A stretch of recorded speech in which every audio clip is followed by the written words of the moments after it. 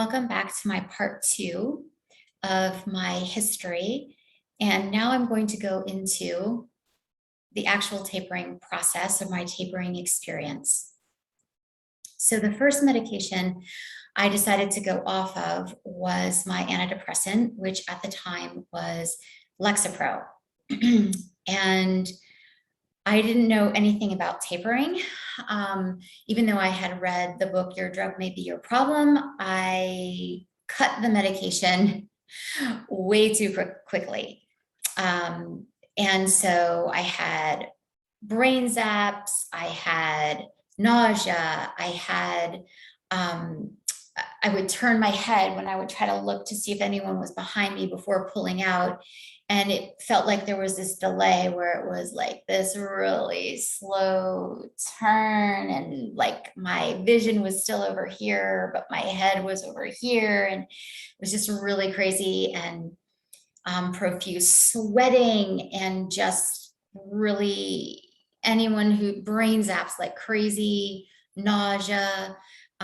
It just was really intense, but I, pushed through it and thought, I'm going to do this. And so got through that, and then waited about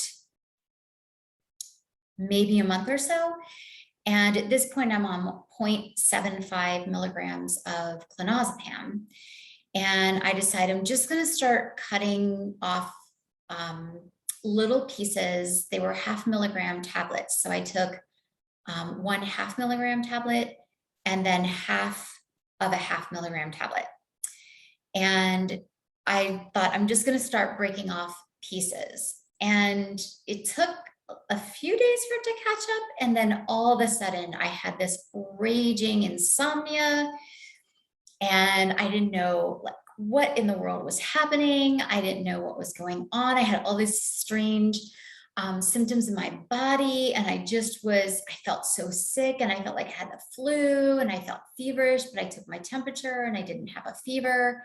It was just really crazy. And I didn't know that it was withdrawal symptoms, basically. I didn't know that.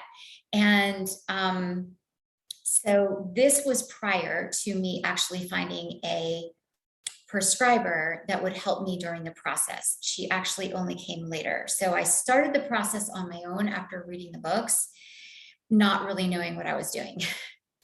So when all that hit the fan, I stopped at 0.5 milligram and thought, okay, like I've got to get more information here because I don't know what I'm doing.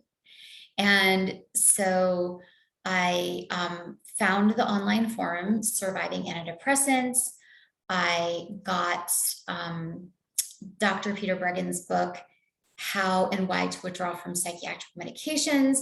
And so I started to get information about how to do a slower and safer and more appropriate and hopefully more comfortable taper. So at this point is when my naturopath helped me find this psychiatric nurse practitioner who agreed to help me with this process. So at this point, I am off the antidepressant.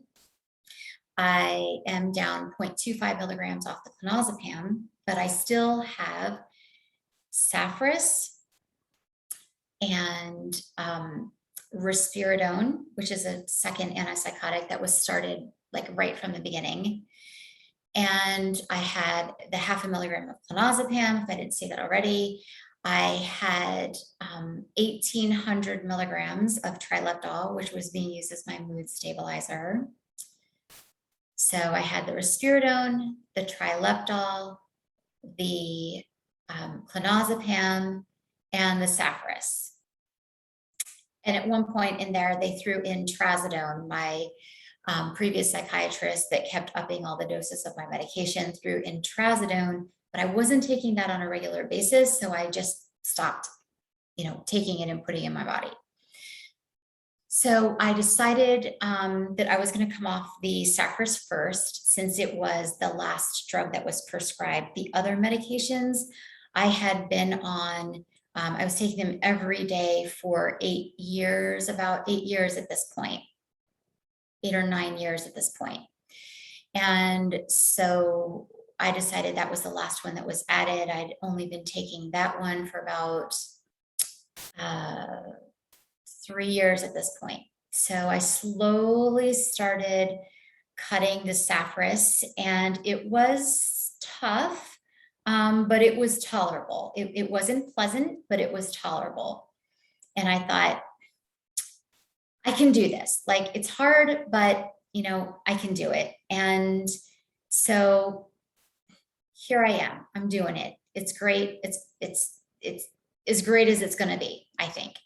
And so I started that Memorial Day of 2016, right around Memorial Day weekend here in the United States, and finished that taper the end of November, right around Thanksgiving. And then I waited a month and started tapering the risperidone at the beginning of January of 2017. And things were rolling along okay. Again, not great, but tolerable. And then all of a sudden in March, I just hit this wall, and it was ugly. It was really, really ugly. And it was scary, and it was disconcerting, and it was like, what the is going on? And my prescriber, she wasn't much help in that department.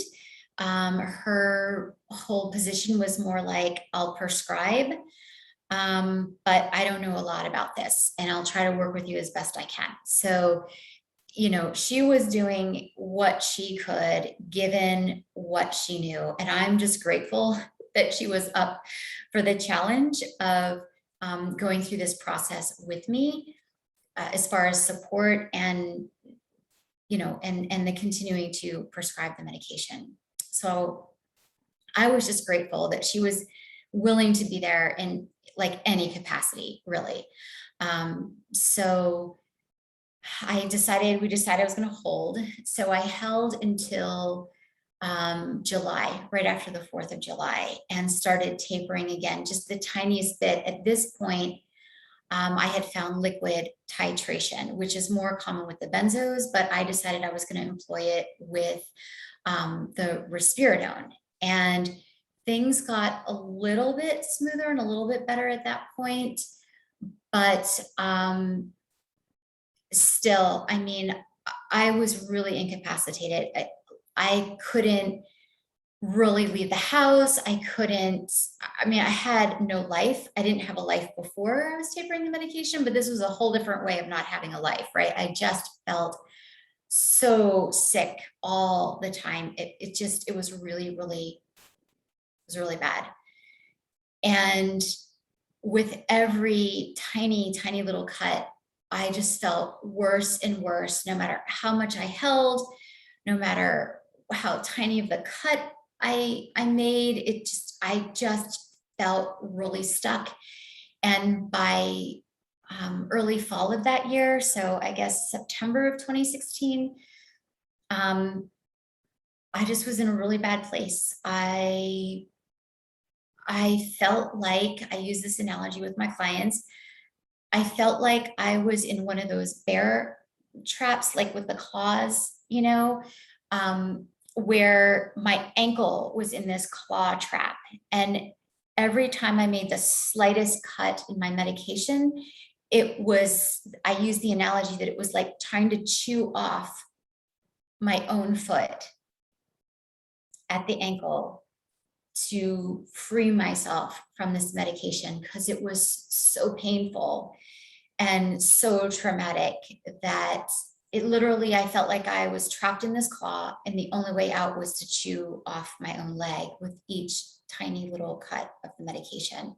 And I know it might sound dramatic to some people, but those of us who have gone through this, we know that is not dramatic. It's like a real thing. It's a legitimate thing. And that was the best way I could describe it to people. And at this point, I'm crying at the dinner table every night. And my husband just actually, two things. He, I think, was frustrated and probably a little annoyed, I'm sure, and confused maybe, I think too. But he was in school at the time getting his master's degree to be a psychotherapist. So he did get to practice on me, I guess I could say. But, you know, I would say to him at night when I was getting ready for bed, I don't know if I can do this. I don't know if I can do this. And he'd look at me and he'd say, you are doing it. And that was super helpful, but it didn't last very long, the feeling of it being super helpful. And, you know, I would cry and say, I'm trapped and I feel so sick and I don't know how I'm going to go through this and I don't know how I'm going to make it. And I still have all these other medications I have to get off of and nobody understands and nobody gets it. And, you know, I'm spending time on the forums and in Facebook groups, which were not helpful. I mean, they were helpful in that, okay, other people understood me and what I was going through, but they weren't helpful as far as providing real solutions for me personally. It just kept me trapped in the same reality loop every day. And I would, you know, I'd read things and I'd freak myself out and I'd scare myself and freak myself out, which added to the turmoil and all of my struggle. So it was not helpful for me.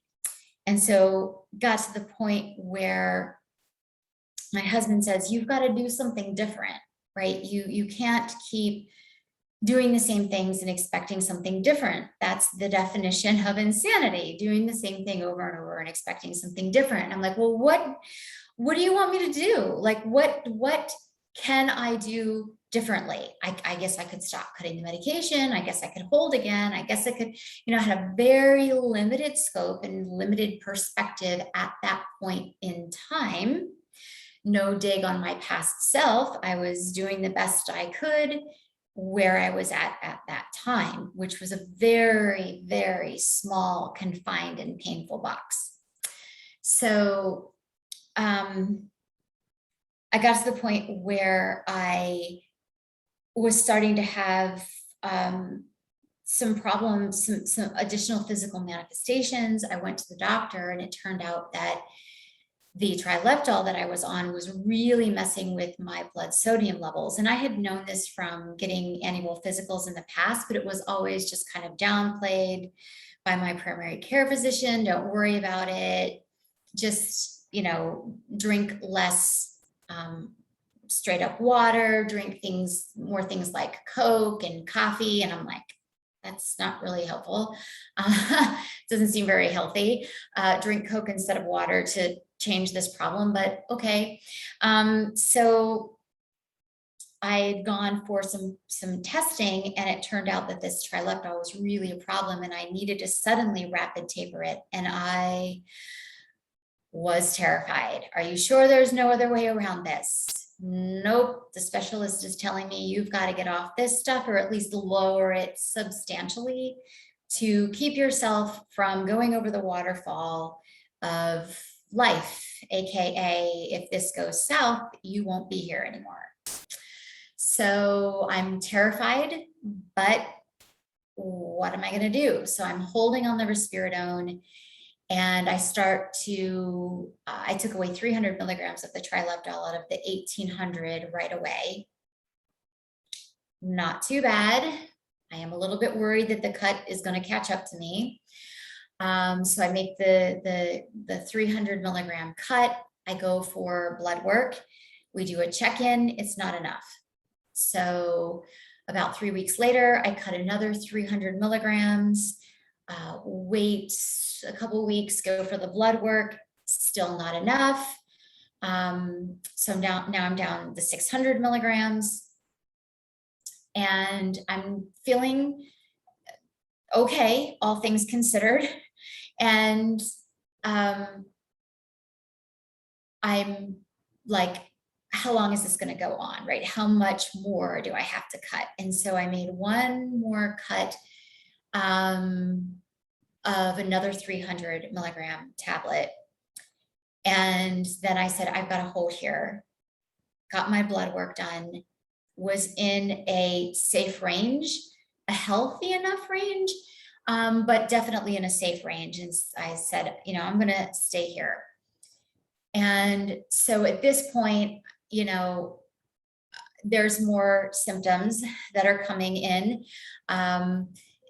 Just a lot of stomach problems. I can't eat at this point. I'm, you know, like 89 pounds.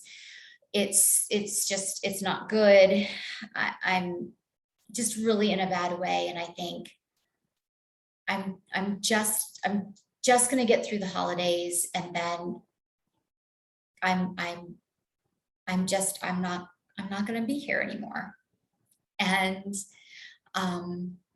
that I pretty much made that decision. And I didn't tell anyone, but I would say to my husband sometimes, I just want to die.